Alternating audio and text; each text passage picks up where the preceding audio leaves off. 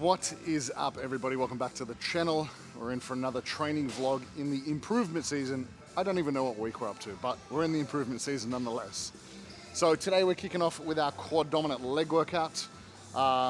It's going to be a fun one. I've had a little issue with the hamstring the last couple of weeks, so just kind of pulled back to one leg day. So this is my one leg session for the week, which is predominantly quad based just because that hamstring's been a little bit funny.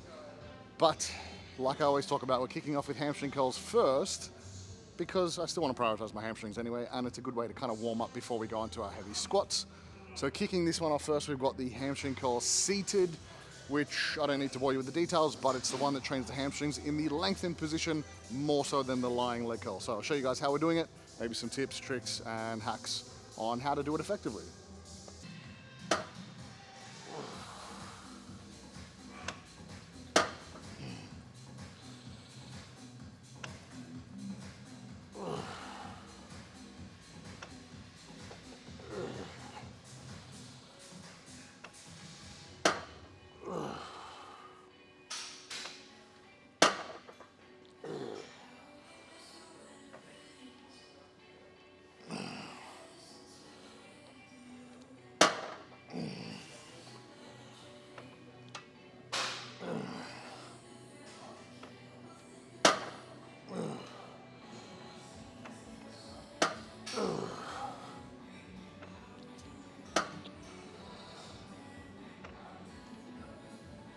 Oh, ow.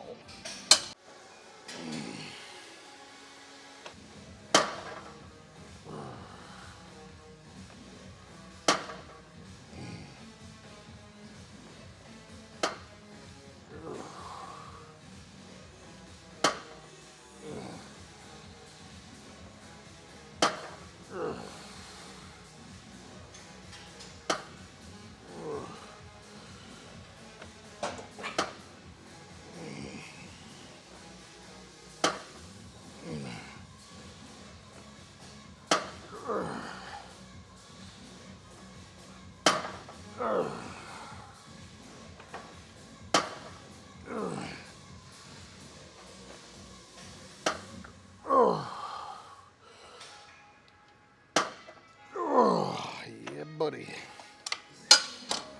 Ow.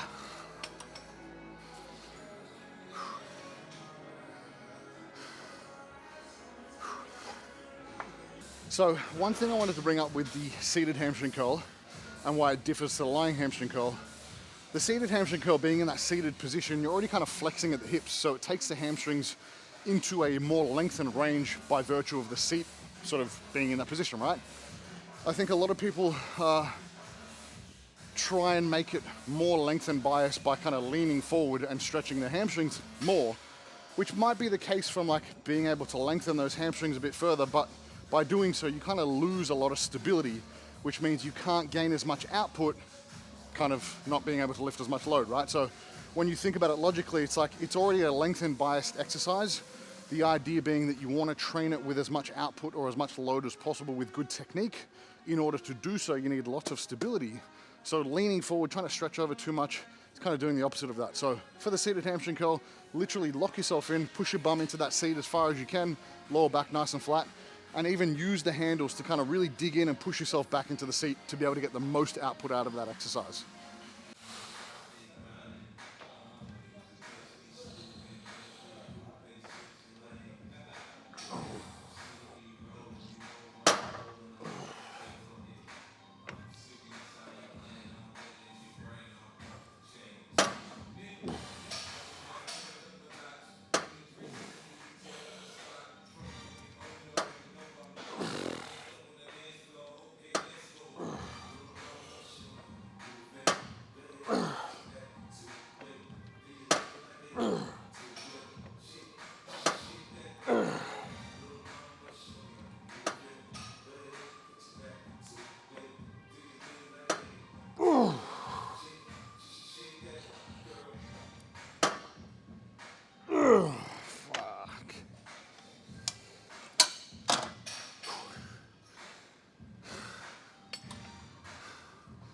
So one of the most common complaints I hear when it comes to leg curls, whether it be seated leg curl, lying leg curl, is feeling your calves too much. So they actually looked at this in the research and basically concluded that having your feet dorsiflexed, so lifting the toes up or more neutral, was the best position to have the feet in order to kind of disengage the calves and get maximal hamstring stimulus. So whenever you're doing any of those exercises, either have your feet kind of neutral or slightly pointed up, and that should hopefully take away a lot of that stimulus from the calves. Should be able to feel your hamstrings a lot more with that one too.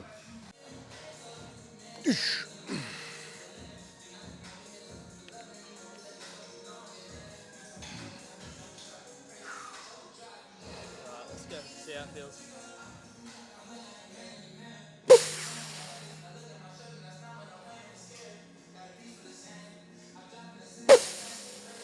How's that feel? Yeah. I mean, it's heavy.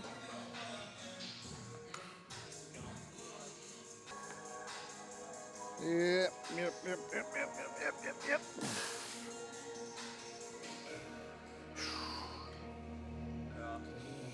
Let's go.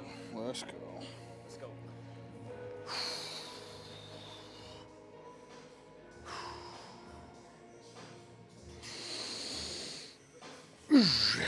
Yep.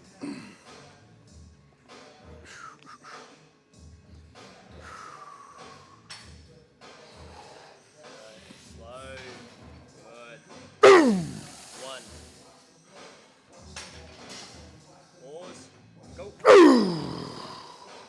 That's two. Easy. Three. Four. Good.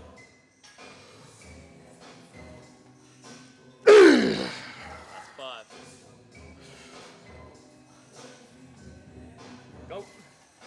Six. Easy. Seven. Up. Eight. Come on, at least two more. Go. Ah! Nine. Come on, you got more. Deep breath. Go, go, go. Oh yeah, that's heavy. Nice. Good set. Fuck. That was like, first six felt comfy. I was like, oh, that's good. Whoa. How wrong I was. Holy moly. Big dog, let's go. 10 reps.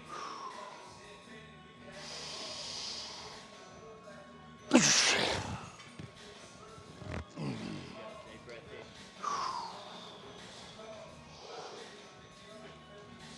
Nice. Go.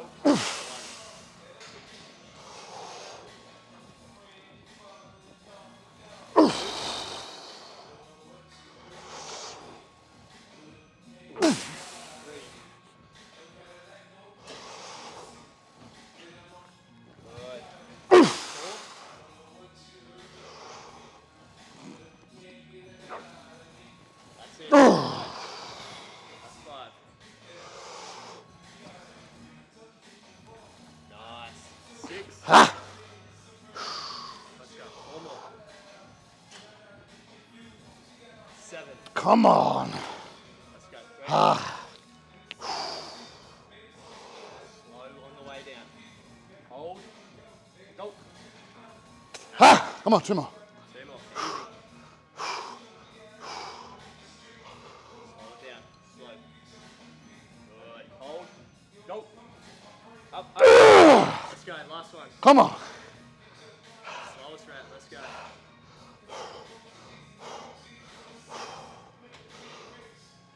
Yes. Milk it. Go, go, go.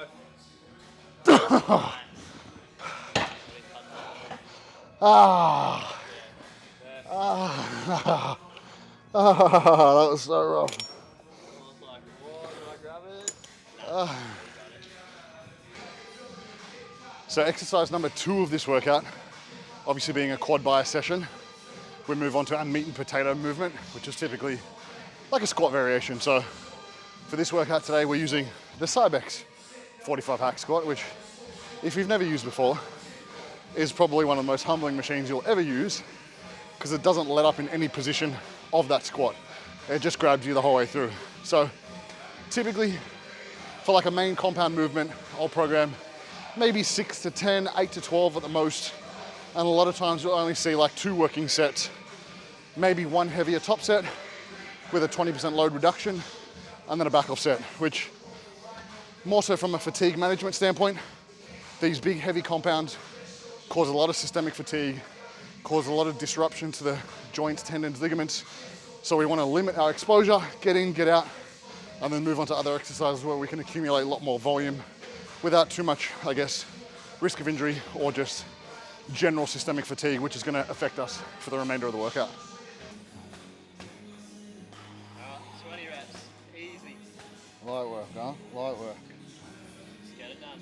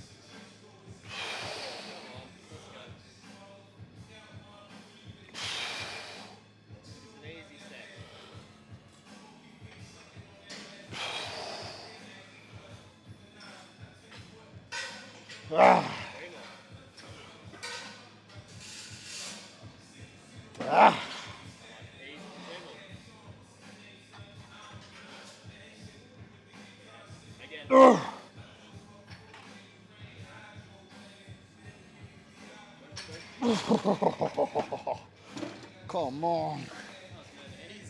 Oh, those last 4 reps just absolutely grabbed.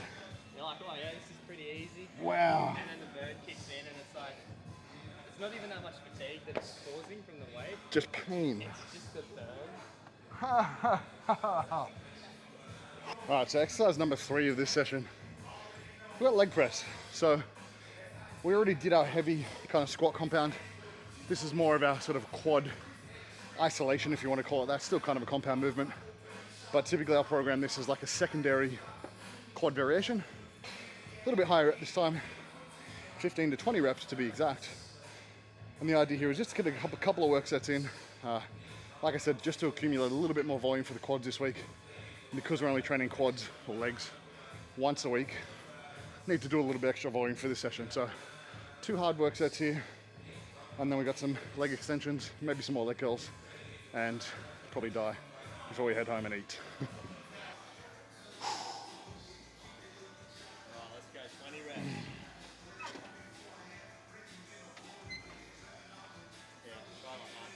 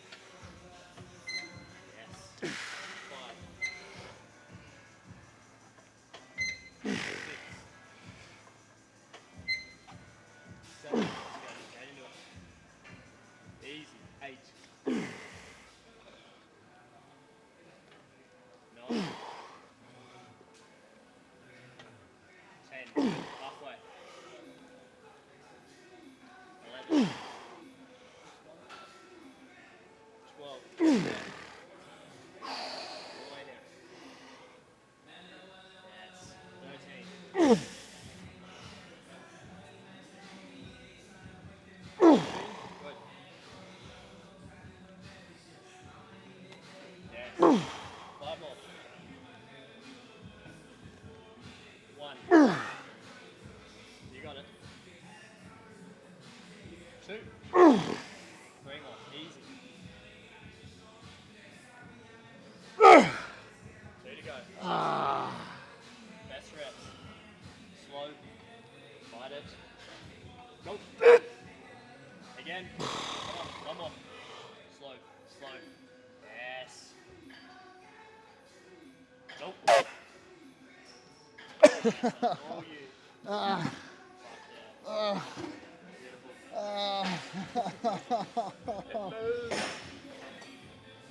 Good set. I reckon that was better than yours in the first one.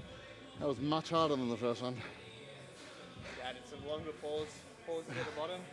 Bro, that was like a -5 RR. Exercise 4 of this workout. I feel like we've been going forever, but when you do things properly, it takes time. So this is the last quad exercise of the session. We're doing unilateral leg extension. So a lot of the meat and potato stuff, the hack squats, the leg press. We got the quads in the lengthened position and we challenged it in the mid position. Now we're moving on to the more shortened position. So we know in that seated position when the hips are flexed, bending at the knee, so isolating the quads, we are targeting more of that rec fem, which gets missed with a lot of the squatting movements. So a point that we want to bring up with unilateral training, and Sam, the cameraman, brought this up. When it comes to unilateral training, a tip that we always give to our clients is use the weaker side first. So whatever side is weaker, start on that one first, aim for your target rep range, and then simply match it on your stronger side. So if you did it the other way around, your left side, or your weaker side typically, the left side, isn't going to catch up because you're always going to be falling short of reps and you're going to be stopping before the stronger leg fails. So try that next time you do unilateral legs, arms, anything.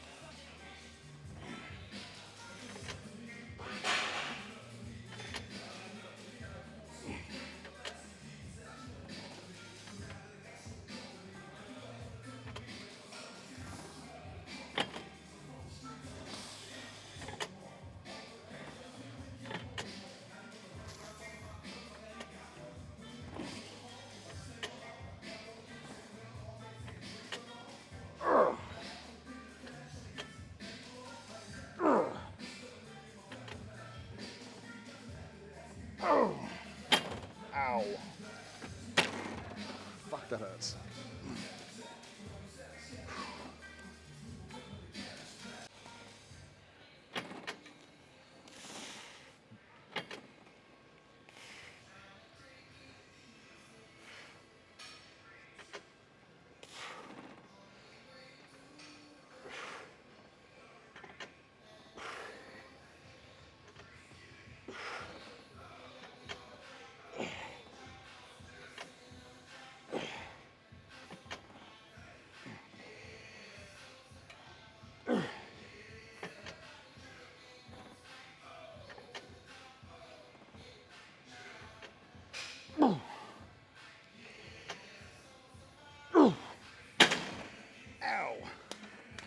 An important thing to note when it comes to hypertrophy is, I guess, the utilization of machines, but also how to better use machines. I guess that's the point I'm trying to make. So unilateral training on machines, I think, is a better alternative in a lot of cases where your individual mechanics might not fit a specific machine. So rather than trying to kind of make the machine fit you, you want to fit yourself into the machine in a way that makes sense.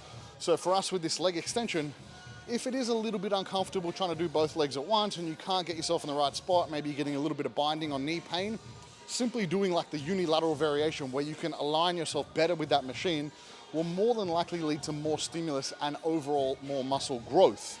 So when it comes to unilateral training, find the position that works better and then you'll be able to get a lot more stimulus to those target tissues. All right, to finish off this leg workout, we are officially screwed. Adductors, 2 sets, like 15 to 30 reps. And generally I just place these at the end of the workout because the stimulus is already high from the workout. We don't need too much adductor work, especially if we're doing lots of deep leg pressing, deep squatting. We just need a little bit of extra volume to touch up the adductors. But I think they have their place. I think for a lot of guys, they're missing some thickness through the inner thighs. This is a way to really just kind of add the icing on the cake for overall leg development. But I guess for this workout, that's it. I'm done. I'll show you guys how these look, and then I'm gonna go home and eat before I pass out.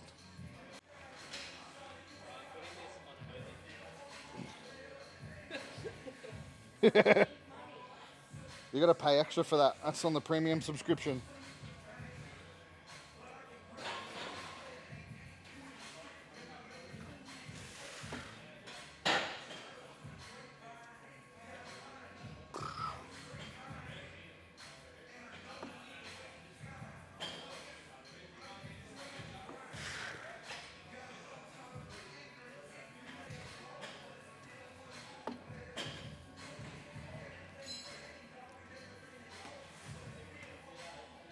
Oh.